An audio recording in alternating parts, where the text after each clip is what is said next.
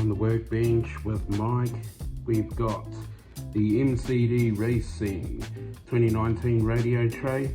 We've got some AGFRC 100 kilo and 65 kilo servos, big boys, and we've got a dead plug, all killed with the King RC Killswitch, bound to the 7PXR Futaba. So stay tuned, and we'll go through it step by step on how to get these things all powered up and ready to put into your MCD. Let's get into the servos. So beautiful AGFRC. This is the A81 FHM, 65 kilos on high volts, so 7.6. So your lithium high volt battery, which is what we're going to be using in this case. Not to test, but when we actually run the car. So 65 kilo AGFRC comes with a 25 tooth aluminium horn, alloy horn. Very nice, well presented, lovely finish, anodized, chamfered edges, beautiful. Now we've got the 100 kilo. This is the A280 BHLW, so it's a brushless, and it'll be IP67 weatherproof brushless servo. 100 kilos. Again, we'll be running this on lithium high volts. Make sure we get the best chooch for buck. And again, finished in that black anode with the chamfered edges, looking schmickos. Very nice. Killswitch, we've gone with the King RC Killswitch. I've shortened down the receiver plug, the JR plug, and then we've got an LED to determine what status the kill switch is in. So very nice. King RC, lovely jubbly, and cheap as well. And we're going to be powering it up using the R314SB. This is a T-FHSS S+2 4-channel Futaba receiver. T stands for telemetry, so we'll be able to monitor the receiver battery on the transmitter. And then we got a dead plug. You'll see in my previous video I've done a tutorial on how to make your own dead plugs. Very basic, very easy, and well needed, especially coming along to this bad boy, the 2019 MCD radio tray.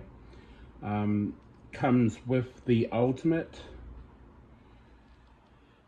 but we've replaced ours with the 2019 tray. The 2018 tray was okay, but the way that it was consolidated or configured, the brake throttle receiver, brake throttle servo was mounted this way. The brake throttle servo on this one, which you'll see later, is mounted here, and the different design, the way that it pivots. Steering, good old stays the same. This is the JCR escutcheon plate, carbon fiber. I think it's like 4mm. Love that. Takes the slop away. And you're probably wondering, what the heck are those, Lucre? These are Wago connectors. So whatever goes in comes out is probably the best way to explain it. It's like a BP connector. You don't have to use these. I use these for simplicity, that I can tear it down pretty quick. So these are the Wagos. Okay, you're seeing this hang off the receiver and you're going, what the heck are you doing, Lucre? So it's basically a Y splitter. So if you got power coming in from your battery, it's going to not only feed power to the receiver, and then you've got a secondary output, or where it splits. So all I've done is I've taken an extension. This is a JR extension. JR meaning the plugs. So it's a male and female extension. And then I've just taken the signal wire out. If you use an X-Acto knife or a craft knife, you can unplug it there, pull it out, cut it from the other end, and then you're left with this, just your power lead. And all I've done is just cut it there, joined it, and I've used boot laces or ferrule plugs, or ferrule lugs, sorry. I just use them for simplicity. You can take them in and out. So again, just cut it,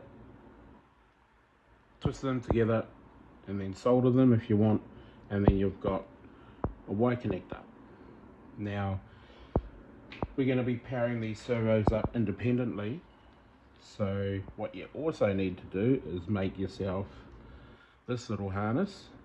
So this is just basically, again, we'll start again, it's JR lead, and then all you do is take off your signal cable, and you're left with the double, cut it halfway or wherever you want to cut it, and then you can join them together. And for this instance, because we're using channel 1 and 2, so we've got 2 channels, so what will happen is that comes off, those are joined up, and that's why I use the Wagos to join them up, and then you can feed power directly to your servos, and then you're going to have the signal wire coming from the servo, and that plugs in to the receiver. So therefore you've segregated the power, incoming power, from your signal.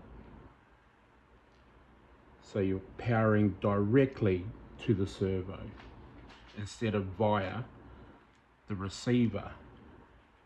So you're going to have less brownouts, more power. Okay, so let's set this up. Hopefully you're still with me. So let's set this up. I've got my dead plug. Okay, there's the dead plug that's going to have a plug in to the battery. Sorry, that's the battery. The other side there, it's in frame. Here's our test battery. I'm going to plug this in. Okay, so we haven't got any power yet because I haven't got the dead plug in. So it's still in frame. Alright, now we want channel 1 and 2. I've gone and marked these channel 1 and 2. So that's channel 2, that's channel 1. So it goes in there. Channel 1. Channel 2. And then lastly, we got our channel 3, which is our kill switch. Here we go. So move this over here. So we've got our channel 1 and channel 2 to the servo. Now we will join these up. So on one side, just making sure I don't get in the way, which I usually do. That's one side. That's one side. And now this side.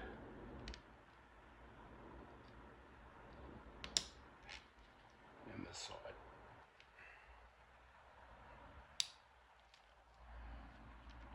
So there we go.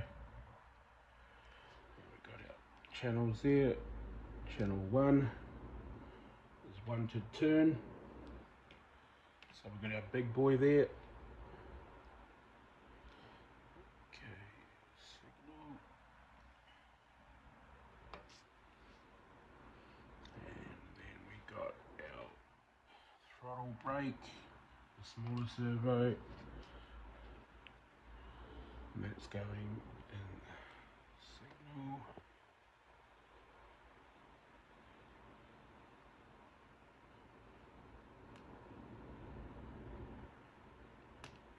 And there we go. Alright, we'll power this up.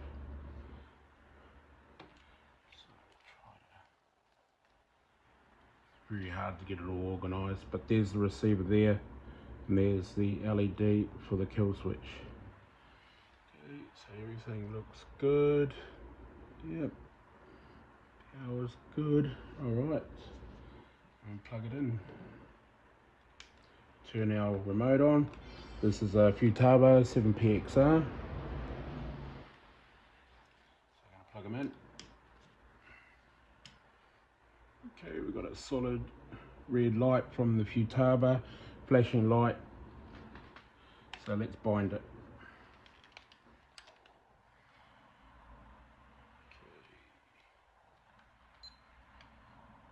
Okay. Receiver, T-FHSS, link, so you can hear it linking.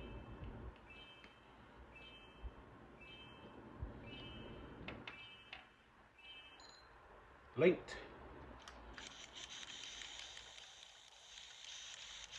Got our turn going and our throttle. There we go, simple as that. Alright, let's get out of that. Okay, we're going to quickly associate switch or PS3 to channel 3. So user, menu, we want switch select, PS3, we want channel 3, and we want reverse. Back out. So you'll see there, channel 3's come up, and when I switch it on, that kills. So you can see, hopefully, in the shot. Bring it in. Here we go, I'll bring it this way. So that's been killed. On. So I press the button. Killed. You can hear the relay click. LED's off.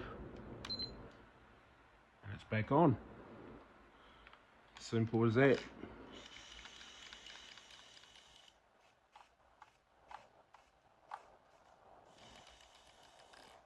Cooking with gas. Okay, quickly as a bonus, we're going to set up Failsafe.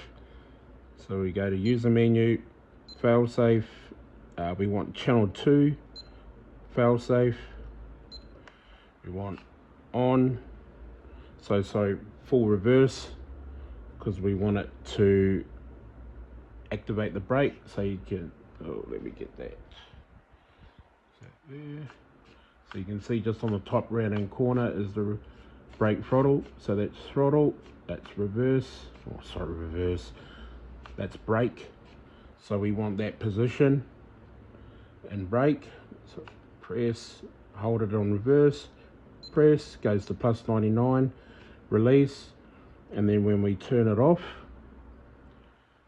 so I'm going to turn this transmitter off, Failsafe is in brake. So it's activated the brake. So we turn it back on and goes back to neutral. You're welcome. Okay, let's put these servos in the tray. Oh, by the way, just a small here. The programmer for this is the AGFRC, so it's a USB programmer that you use. You got to download the software from the website.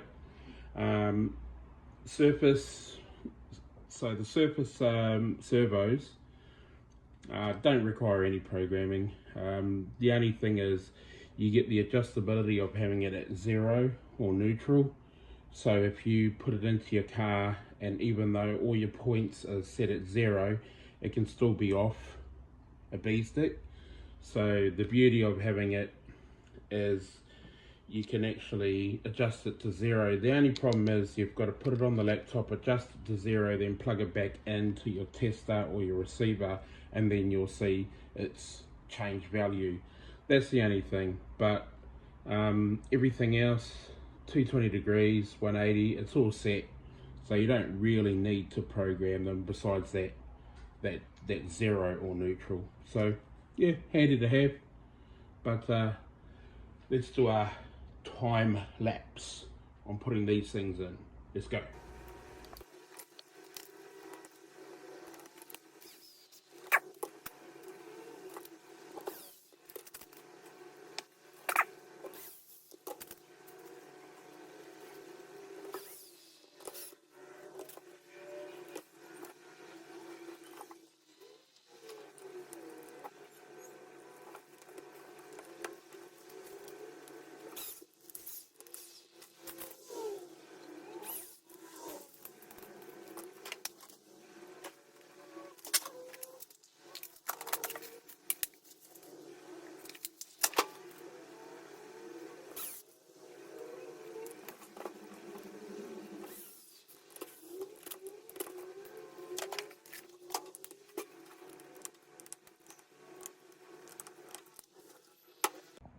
Servos are installed, and the cables at the back. They're called pigtails. Little trade secret. 30 years in the trade. Just a screwdriver, curl it around, add a bit of heat gun or a blowtorch, not too much, don't want to singe it, and then it just locks in memory. You let it go, springs out, and voila, you got pigtails. So it saves me from cutting them to length. I'm just going to leave them like this. So, come out good. Really nice looking servos, aren't they? So okay, we're going to cram all that stuff in there. We'll do another time lapse because it is a bit fidgety, that kind of thing. But hopefully you get the gist from the bench test. Okay, so let's get started on this.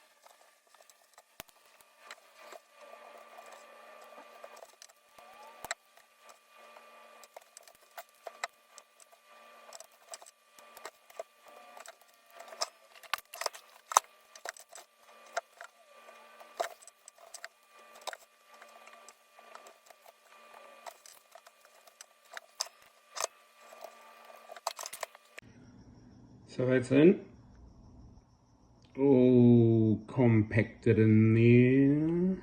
So it's always good to bench test, especially when you've got restricted room, because at least you know when it goes in, you can fire it up and Bob's your uncle. Good old Bob. So we'll just put the lid on, get the LED. Sorry, I forgot to mention, yep, you do need a, hold on. You do need to drill out for the bezel. I always super glue mine in so it doesn't go anywhere, at least when the LED locks into the bezel, it's all good. So we'll put this on and then I'll come back to you. Lid on, LED, aerial, and that's the harness. Well, that's the input for the harness for the coil on the Killswitch. Covers on. That's it, nice and compact, clean. Got all the piggy tails, the curly whirlies. Just, you know, that option so you don't have to cut it. I'll get a bit of silicone on there. So I'll bring you back when I've installed it into the MCD, and then we'll power it up and we'll dial it in. Okay, let's power them up. Batteries on, dead plugs out. So it's just a matter of plugging it in. So then you see we've got power available because the kill switch is on. So we'll do another test. So watch me finger. Off, that's killed, and that's back on. Okay, so you can see on there, off, you can hear the click of the relay, back on. Okay, we'll go throttle. Beautiful. Okay, I'm happy with throttle. Then we'll go brake. Oh, we got way too much brake, so at the moment, so that brake is engaged. So we can probably go a bit of, we'll go a bit of trim. So we got D2. So we go. Okay,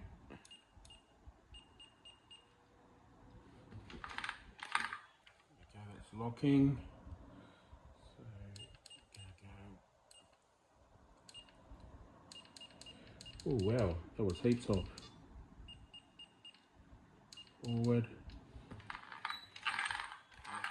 Filling up more. Usually I would do sub trim, or I'd just change the angle of the horn on this. But for this exercise, there we go, nice. A little bit of brake. Oh yeah, oh yeah. So okay, we've got heaps of brake. So we're going to go in menus. We're going to go endpoints. So we're going to see on here is brake. I reckon we turn it down to easy 20 for now. See how that goes. Oh yeah, I'm happy with that, because then what we'll do is we'll dial in when it actually brings in the cams, the brake cams. But as far as movement, yeah, that's pretty good. It can probably go a little bit more. So I'm just putting in 20, let's go 15 on the brake. So this is the end points. So you can see there, 15 on brake. That's good, because we're gonna dial in the cams. So the cams, that little movement there, we'll dial it in. So we'll push them back so it engages quicker without minimal movement. Because we are still, as you can see, we're getting flex on the servo. So that's probably because I got the rubber boots on here, so I might actually get rid of those and see if it'll take rid of the flex. But movement, I'm pushing it basically. It's sliding on the table. So again, yeah. I'm happy with that. Steering. Whoa, steering. Okay, so we've got, I think steering, we'll bring him down to 90. Back on brake. 90. That's the beauty of having a 7PX and 7PXR. Okay, we'll go, usually 85 is the starting point. So much power on these servos, and it's only 2S, not lithium high volts. Okay, so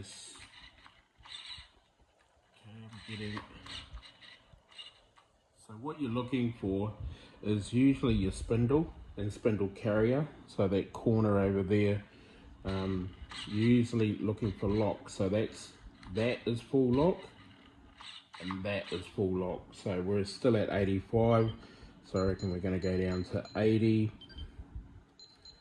Yes, I'm a 5 increment. I can't do singles, OCD. And then you can even hear it knocking. So that's still set at 80. Focus. Look at the power in these servos. Mate, as soon as he's going 8.4 volts, these are going to be crazy. Alright, we're going to go down 75.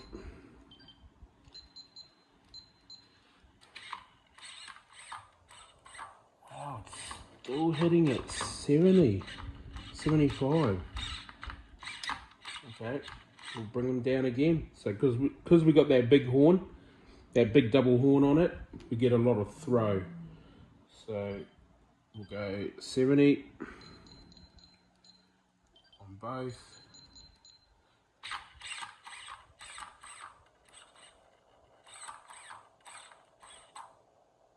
Okay.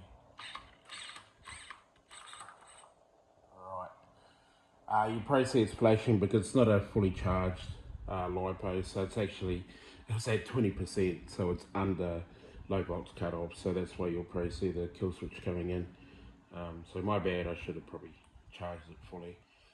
We're going to go 65.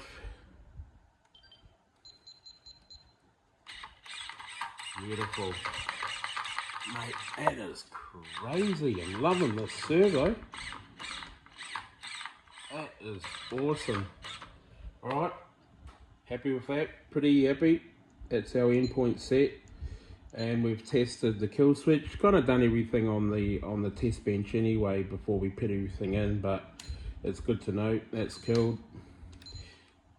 Lovely. Okay, I'm just gonna do the failsafe.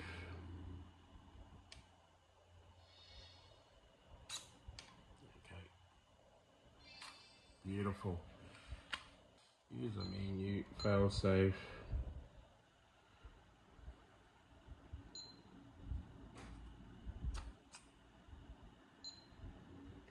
Minus 15. Okay, here it is.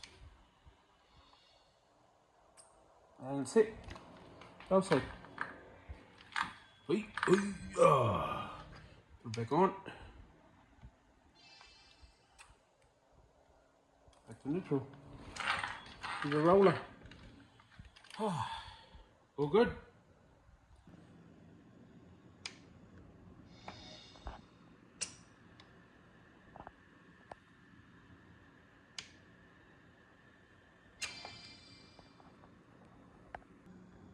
Okay, so I just adjusted the bottom brake linkage, so it pulled in quicker than the front. So, she's not going anywhere. Okay, we'll wrap this video up there on the radio tray, getting it installed. So it's just a matter of now tweaking it a little bit, but that was basically it. All that work was done on the bench, so I was just applying it back into the car. So lovely servos, just awesome. I did take those rubber boots away, so yeah, got rid of the slot, so which I thought was the case. So mate, how awesome, lovely jubbly. Alright guys, thanks for watching, I'll see you at the next one.